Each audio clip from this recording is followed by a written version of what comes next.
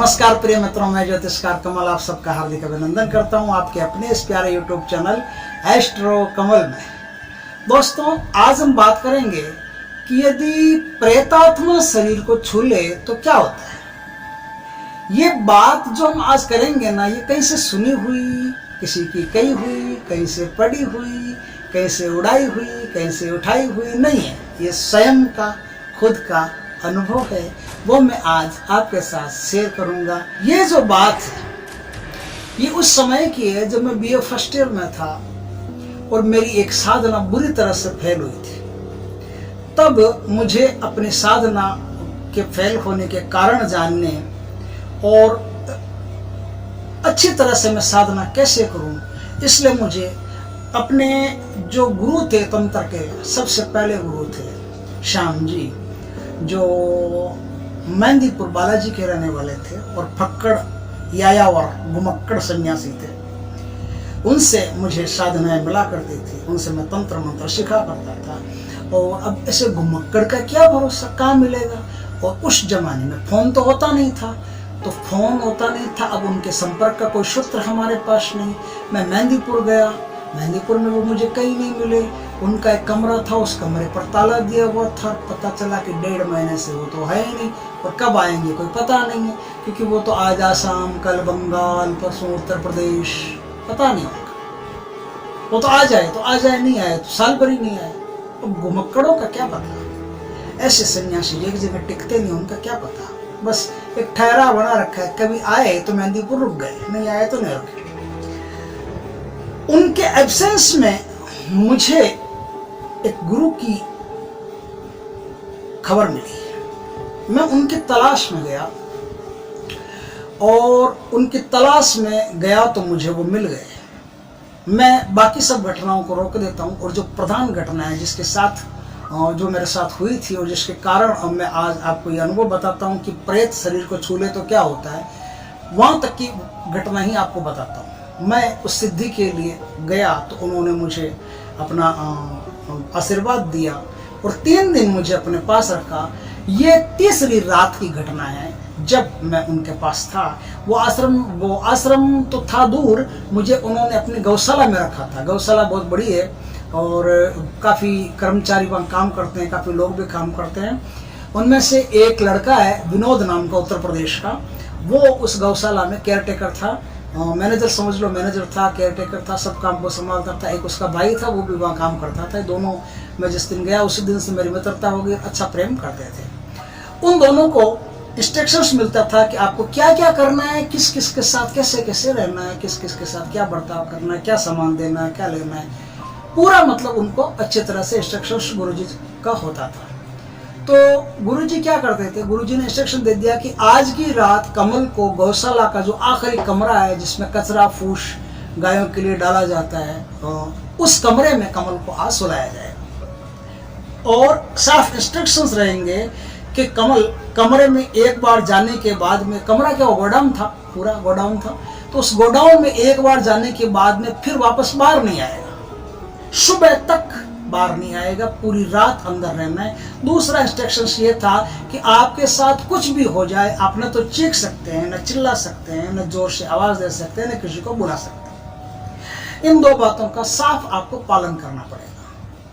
उनका ठीक है, अच्छी बात है, गुरुजी का जैसा आदेश है। क्योंकि मुझे पता चल गया था, शुरू से मुझे पता था कि ये जो जिनसे आज मैं मिलने आया हूँ ये कोई मामूली शक्ति नहीं है, ये हमारे साथ कुछ होने नहीं देंगे। कोई चिंता की बात नहीं। अभी अगर हमको कहे कि जलते हुई आग में कूद जाओ तो भी आंख बंद करके कूद जाओ, और कहे कि सांपों के बिस्तर पर सो जाओ तो भी आराम से सो जाओ, कोई डर नहीं। इनका आदेश ही सब कुछ है, और गुरु मान ही लिया तो गुरु का आदेश ही फिर सब कुछ है। वो तो भगवान के बराबर हो गए, या ये कहूँ कि भगवान से भी एक कदम आगे हो गए, क्योंकि भगवान को मिलाने वाले वो गुरु ही होते हैं, सारी शक्ति देने वाले वो गुरु ही होते हैं। तो गुरु जी जैसा कहते हैं हमको वैसा ही करना है। मैं उस कमरे में, उस गोडाउन में सो गया। गोडाउन में कुछ खिड़कियां थी, गौशाला के सबसे आखिर में था, उसमें कुछ खिड़कियां थी जो बाहर की तरफ खुलती थी। मैंने उन खिड़कियों को खोला नहीं। मैं रात का समय, कोई जंगल टाइप का एरिया, कोई जीव, कोई सांप वगैरह खिड़की से अंदर आ गया तो मुश्किल हो जाएगी, इसलिए खिड़कियां खोली नहीं। क्योंकि खिड़कियों पर जाली नहीं थी, सीधा दरवाजा था, वो खिड़कियों का वो खोल दिया आपने गेट और खिड़की खुल जाती थी।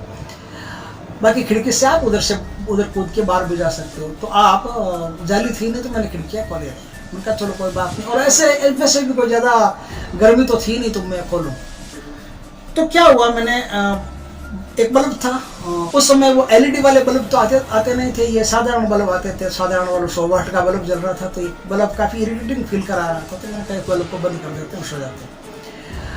बल्ब को बंद कर दिया, मैं सो गया। मुझे अकेले सोना था और पूरे कमरे में कोई नहीं था, और गौशाला में भी काफ़ी दूर तक कोई नहीं था। आगे कर्मचारी थे, दूर तक या कोई नहीं था, तो मुझे तो बाहर मुँह ही नहीं निकालना था। मैं आराम से सो गया, लाइट कर दी बंद, और जैसे मैंने लाइट बंद की, सोया। कुछ आंखें आधी खुली थी आधी बंद थी। तभी मुझे ऐसा महसूस हुआ कि इस गोडाउन में मैं अकेला नहीं हूँ, इस गोडाउन में कुछ और भी लोग हैं। मैंने फिर लाइट जलाई, फिर उठा, फिर लाइट जलाई। मेरे पास पानी का घड़ा भरा हुआ था छोटा सा, और गुरुजी ने दिया इतना सा घड़ा था, वो मेरे पास भरा हुआ था। मैंने रख लिया था डब्बा। उनका पानी की मेरे को रात को प्यास लगती है, वो थोड़ा चाहिए मेरे को, तो मेरे को दे दिया। अब क्या हुआ, मैंने ऐसा महसूस किया कि या मैं अकेला नहीं हूँ, कुछ और कोई और भी है। तो मैंने उठ के लाइट जलाई। लाइट जलाई तो साहब वहाँ तो कोई नहीं था, मैं तो अकेला ही था। मैंने कहा ये तो हो सकता है कि या फिर अकेला सो रहा हूँ काफ़ी देर से, कोई नहीं है दूर दूर तक, तो हो सकता है मेरे मन का भ्रम हो और कुछ नहीं। और भ्रम का क्या है, भ्रम तो कुछ भी हो सकता है। आराम से बैठ सो, वैसे डर वर तो लगता नहीं था। मैं फिर सो गया, फिर सोया। अभी सोए हुए मेरे को आधा घंटा पौना घंटा लगभग हुआ था। तभी मेरे को ऐसा महसूस हुआ कि यहाँ कोई नहीं है, यहाँ तो बहुत कोई है, यह कोई इक्का दुक्का नहीं, यहाँ तो बहुत सारे लोग हैं। और ऐसा महसूस होता है कि बहुत सारे लोग यहाँ खड़े हैं मेरे पास। और तब कुछ शहरन सी दौड़ी। मैं फिर उठा, फिर मैंने लाइट जलाई, फिर देखा, फिर वहाँ कोई नहीं था। मैं सोचा यार ये हो क्या रहा है, बार बार मैं लाइट जला रहा हूँ, बार बार देख रहा हूँ, ये तो कोई है ही नहीं। फिर महसूस क्या हो रहा है कि यहाँ कोई। अब मैं बुला किसी को नहीं सकता, चिल्ला नहीं सकता, चीख नहीं सकता, बुला नहीं सकता, आवाज़ नहीं दे सकता, चुप रहो। पूरी रात ये आदेश है, और आदेश सर्वोपरि है। गुरुजी ने अगर कहा ऐसा कि चुप रहना है, पूरी रात किसी से कोई बात ही नहीं करनी है, चाहे तुम्हारे साथ कुछ भी हो जाए, तो इसका मतलब बात में दम है, क्योंकि उन्होंने कुछ सोच समझ के कहा है। तो मैंने फिर सोना ही बढ़िया समझा, मैं फिर सो गया। लाइट बंद कर दी, फिर सो गया। लेकिन इस बार साहब उठना भी मेरे बस में नहीं था। इस बार मेरे दोनों हाथ ऐसा लग रहा था किसी ने पकड़ रखे हैं, और कोई रो रहे हैं मेरे पास, बचाओ, हम बड़ी तकलीफ में हैं, बचाओ। ऐसे शब्दों की आवाज आ रही है, लेकिन बड़ी भारी भारी से दूर से कहीं से आवाज आ रही है, बचाओ बचाओ। गजब की आवाज लगता है दूर से आ रही है, स्पष्ट लगता है बिल्कुल करीब है। आवाज लगता है जैसे कोई किलोमीटर 2 किलोमीटर से कोई चीख रहा है, ऐसे बचाओ बचाओ, जैसे कोई तालाब में गिर गया और पानी में से चीख रहा बचाओ। आवाज बड़ी गजब टाइप की आ रही थी, लेकिन स्पर्श इतना करीब था कि उस स्पर्श को जब मैं देखता था तो मुझे महसूस होता था कि ये कहीं दूर से आवाज है, स्पर्श मेरे छाती के ऊपर है। फिर मैंने सोचा कि उठ के लाइट जला के देखते हैं, लेकिन इस बार लाइट जलाना मेरे बस में नहीं था। इस बार मेरे दोनों हाथों को पकड़ लिया गया था, मेरे दोनों पैरों को पकड़ लिया गया था, मेरे छाती पर दबाव था, मेरे गले तक, गले से नीचे नीचे, गला दब नहीं रहा था, गले से नीचे नीचे तक पूरा दबाव था। और ये सर ऐसा लग रहा था जैसे सीमेंट घोल करके, सीमेंट होती है ना, सीमेंट घोल करके चारों तरफ रख दी और सीमेंट सूख गई हो, और सीमेंट में सर बराबर नाप का आ गया। अब सर हिलना आपके बस की बात नहीं है, अब सर एकदम फिक्स हो गया। अब पूरी रात मुझे करीब 3 बजे तक वहां उस स्थान पर रहने वाले प्रेतों ने मुझे छुआ था। अब ये प्रेत कौन थे मुझे बाद में पता चला। उस गौशाला के पीछे जब वो खिड़कियां है ना, जब दरवाजा वो जाली नहीं लगाई हुई है, वो खिड़कियां, उन खिड़कियों से कूद करके आप जाते हो कहाँ पता है आपको? शमशान में। उस गौशाला से जुड़ा हुआ ही एक शमशान है, उस शमशान में ही आप ये खिड़कियां खुलती, आप कूद के जाओगे तो शमशान के अलावा कहीं नहीं जा सकते। वो सारी खिड़कियां, 4-5 खिड़कियां जितने भी थी, सारी की सारी उस शमशान में खुलती थी। और वो शमशान के ही प्रेत थे, वो करीब 200 से ज्यादा प्रेत थे जिन्होंने मुझे चारों तरफ से घेर लिया। और अब तो मैं चाहकर भी आवाज नहीं निकाल सकता था, क्योंकि अब तो मेरी आवाज भी बंद हो गई थी। अब निकालना मेरे बस में कुछ भी नहीं था। सांस आ रही थी, जा रही थी, बस इतना पता है, और मैं कुछ भी नहीं कर सकता। अब तो बोल भी नहीं सकता, अब तो चीखना चाहूं तो भी नहीं चीख सकता, चिल्लाना चाहूं तो भी नहीं चिल्ला सकता। इस तरह से प्रेतों ने मुझे पूरी रात छुआ, टच किया। और अब जो मेरे साथ हुआ वो मैं आपको बताता हूँ। गौशाला में एक स्थान था, जिस स्थान पर चिड़ियों को, पक्षियों को दाना डाला जाता था और पक्षी बड़े उन्मुक्त के मस्त के एकदम दाना चुगते थे। वहाँ आते थे, हम भी वहाँ बैठते थे, देखते थे उनको। वो पक्षी भी ऐसे थे कि इंसान से डरते नहीं थे। इंसान से हिल मिल गए थे कभी तो उनके ऊपर जाके बैठ जाते थे, कभी आसपास बैठे रहते। उनको पता कोई मारेगा नहीं, पकड़ेगा नहीं। पक्षी काफ़ी दिनों से उनसे परिचय हो गया। मैं भी वहाँ गया, मेरा भी परिचय हो गया, मुझसे भी पक्षी प्यार करने लगे। गौशाला में जो गायें थी मैं भी उनकी सेवा करता था थोड़ी थोड़ी, तो गायें भी मुझे पहचानती थी, मेरा प्रेम उनसे भी हो गया था। तो अब क्या हुआ कि सुबह जब सूर्य उदय हुआ तब दरवाजा अपने आप खुलेगा, आप नहीं खोल सकते, आप अंदर ही रहोगे।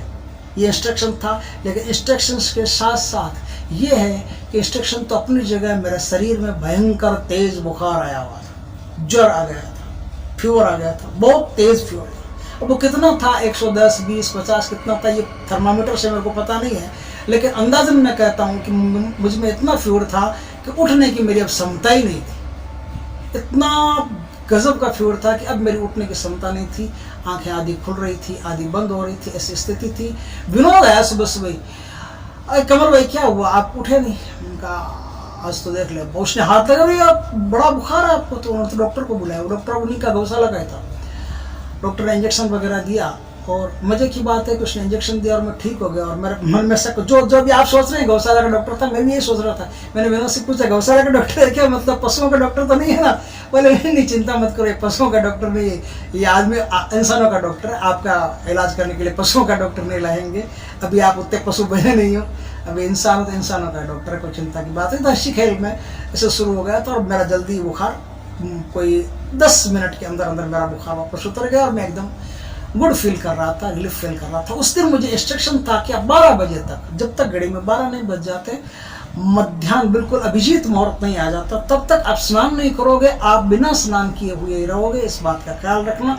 और कुछ भी खा नहीं सकते, सिर्फ पीना है। पीने के लिए आप कुछ आश्रम से चाय ले सकते हो, पानी ले सकते हो, दूध ले सकते हो, जो कुछ भी आपको विनोद यहाँ दे दे या कर्मचारी जो कुछ भी आपको यहाँ पहुँचा दे वो आप आराम से खा लेना, पी लेना, बस। नहीं, आराम से पी लेना, खाना मत कुछ भी। ये नहीं कि आश्रम से कोई भी चीज़ उठा करके आपने खा ली, पी ली, ऐसा कुछ भी खाना नहीं है आपको, सिर्फ पी सकते हो। Only liquid, not eating. कोई भी फूड नहीं खा सकते, ठीक है? कोई भी फूड नहीं खा सकते। 12 बजे के बाद में स्नान करने के बाद में भोग लगाएंगे, कोई दिक्कत नहीं। मैंने कहा फिर बैठे बैठे क्या करें, चलो थोड़ी गायों की सेवा कर लेते। सुबह 7:30 करीब बजे थे, तो मैंने सोचा कि चलो गायों की सेवा कर ले। तो मैं गायों के पास गया। मेरे से तो कुछ चारा वारा डालते हैं, कुछ हाथ फेरते हैं, कुछ अच्छा लगेगा। रोज फेरता ही था मैं, पिछले 2-3 दिन हाथ ही तो फेरता था, मस्त लगता था, उनको सेवा करता था, उनको बढ़िया लगता था। आज मैं उनके पास गया तो मुझे देखकर कि गायें ऐसा फील कर रही है जैसे गायें भूत देख रही है। जैसे गायों ने कोई प्रेतात्मा देख ली, कोई डायनासोर देख लिया। मुझे देखते गायें ऐसे पीछे हट गई, मुझे देखते गायें रंभाने लगी। मैं और करीब गया, मैंने कहा बात किया, और करीब गया तो गायें फिर भड़कने लगी। मैंने कहा यार ये मामला तो बड़ा खराब हो रहा है, गायें तो मुझे देख करके भड़क रही है। मुझे पता चल गया कि देखो माली जो जा रहा है, जो काम करने वाले जा रहे हैं लोग, उनको देख करके नहीं भड़क रही है, सिर्फ मुझे देख करके भड़क रही है। तो अब मैं समझ गया कि ये गायें, आज कुछ मामला गड़बड़ है। मैं वहाँ से हट गया। मैंने सोचा कि चलो ये गायें नहीं है ना, तो अपन वो जो पक्षी है ना, उन पक्षियों के पास चल के बैठते हैं। वो बड़ा प्यार करते हैं इंसान से, वो इंसानों से भी ज़्यादा इंसान को प्यार करते हैं। उनके पास चलते हैं, बड़ा आनंद आता है। बड़ी मधुरम छवि है, उन्मुक्त उड़ान है, उनकी मस्त उड़ाना है। तो उनके पास जाकर के मैं बैठना चाह ही रहा था कि सारे पक्षी मेरे बैठते उड़ गए। मैंने देखा ये क्या हो रहा है, सारे पक्षी मुझे बैठते ही उड़ क्यों गए? गौशाला जहाँ से शुरू होती है वहाँ से एक लंबी गैलरी है, काफ़ी लंबी गैलरी है। उस गैलरी में 2-3 कुत्ते बैठे रहते हैं। उन कुत्तों की सुबह सुबह सेवा करते हैं। जो भी आश्रम में रोटियां वगैरह ज़्यादा बनी हुई होती है वो उन कुत्तों को देते हैं। मैंने सोचा यार ये बात क्या हो रही है, तो मैंने सोचा कि चलो यहाँ पक्षी उड़ गए, हमारे आज आने से सब कुछ खराब हो रहा है, पक्षी भी उड़ रहे हैं, चलो कुत्तों के पास चलते हैं।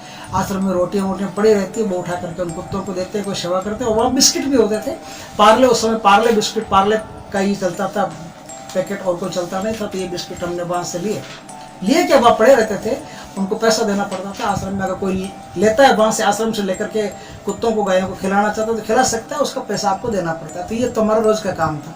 एक दो बिस्किट के पैकेट लेकर के हम खिला दिया करते थे। तो मैं सोचा चलो कुत्तों के पास चलते हैं। तो वहाँ से बिस्किट लिए कुत्तों के पास, कुत्ते मुझे देकर के भौंक रहे हैं, पास नहीं आने दे रहे। कुत्तों को ऐसा लग रहा है जैसे मैं कोई जानवर आ गया हूँ, जैसे कोई शेर वेर जैसे कोई आ जाता है, भेड़िया शेर जंगल से निकल करके उस पर कुत्ते भौंकते हैं, या कोई बहरूपी आ जाता है जैसे काली माता बन करके और पता नहीं क्या क्या बन करके डायन बनकर कुत्ते भौंकते हैं, कुत्ते मुझ पर ऐसे भौंकने लगे। मैंने कहा ये बात क्या है, कुत्ते भौंक रहे हैं, पक्षी उड़ रहे हैं, गायें रंभा रही है, गायें भड़क रही है, बात आखिर है क्या। तब धीरे धीरे करके अभिजीत मुहूर्त आ गया। मैंने स्नान की, स्नान करने के बाद में आदेश आया कि गुरुजी के पास चलो। तो मैं गुरुजी के पास गया। तो जैसे मैं गुरुजी के कमरे में दाखिल होने वाला था कि गुरुजी ने कहा कमल भाई रुक, गेट के बाहर रुकना, अंदर मत आना। मैंने कहा ठीक है। गुरुजी का एक सेवक था रामदास करके, उसको बोला कि जाओ इसका संस्कार करो। तो वो एक लोटे में जल लेके आए, उनमें गंगाजल हुआ करता था, अभिमंत्रित गंगाजल था। उस गंगाजल से दुर्वा से मेरे पर 3 बार जल छिड़का और मेरा शुद्धिकरण संस्कार किया। उसके बाद में मैं गुरुजी के कमरे के अंदर प्रवेश किया। मैंने उनके चरण छुए सर, अपना उनके चरणों में रखा। फिर मैंने पूछा कि आज बात क्या है, आज ये क्या हो रहा है। बोले क्या हो रहा है। मैंने कहा ये गायें क्यों रम भाई आज मुझे देख करके, आज ये जो क्या क्या हो क्या रहा है। बोले रात तुम्हारे साथ क्या हुआ। मैंने कहा रात तो मेरे साथ ये हुआ। बोले यही है बस और क्या है। मैंने कहा क्या है, आप कुछ खुल के बताइए, मजा आएगा। तो उन्होंने कहा कि बेटा तेरे को भूतों ने छुआ था, रात तेरे को 200 से ज्यादा प्रेतों ने टच किया था, छुआ था। तो तेरे शरीर में इतनी ज्यादा नेगेटिविटी भर गई थी। कोई प्रेत आत्मा यदि आपको छू लेती है तो आपके शरीर में इतनी नेगेटिविटी भर जाती है कि फिर कुत्ते, गायें, ये जो पशु पक्षी होते हैं ना, ये आपके करीब नहीं आते। ये सबसे बढ़िया पहचान है इसकी, यदि आपके अंदर नेगेटिविटी भर गई, भूतों को छूने से उनकी नेगेटिविटी आपके अंदर भर गई, तो फिर आपके पास कोई भी पशु पक्षी नहीं आएगा। तो ये पशु पक्षी इसलिए नहीं आ रहे थे। मैंने कहा अच्छा ये बात है कि बोला हाँ ये बात है, तुमको भूतों ने छुआ था, अब तुम्हारे अंदर वो नेगेटिविटी है।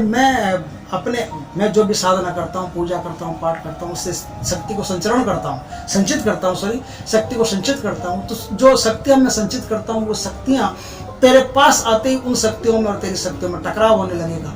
फिर हम दोनों में टकराव होने लगेगा। मैं तेरे को अच्छा नहीं लगूंगा, तू मेरे को अच्छा नहीं लगेगा। तो इसमें क्या होता है कि एक तो कोई भी सत्पुरुष पूजा पाठ करने वाला कोई भी ऐसा आपको अच्छा नहीं लगेगा। यदि आपको प्रेतों ने छू लिया है तो आपको वो अच्छा नहीं लगेगा। एक शिक्षा ये मिली, दूसरी ये मिली कि कोई भी पशु पक्षी होंगे आपसे डरेंगे।